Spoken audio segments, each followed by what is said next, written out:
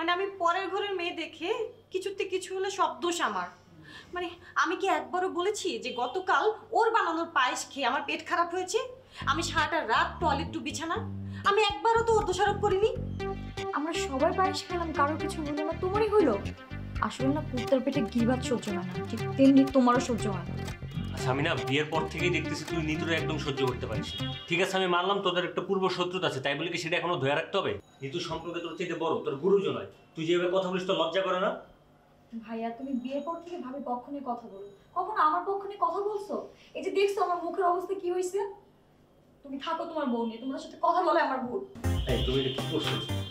চেহারাটা দেখছো আমার বোনের? আমি কি করলাম? আর তুমি আর তোমার বোন সবসময় আমাকে কেন দোষারোপ করো? আমি না বুঝতে পারতেছি না।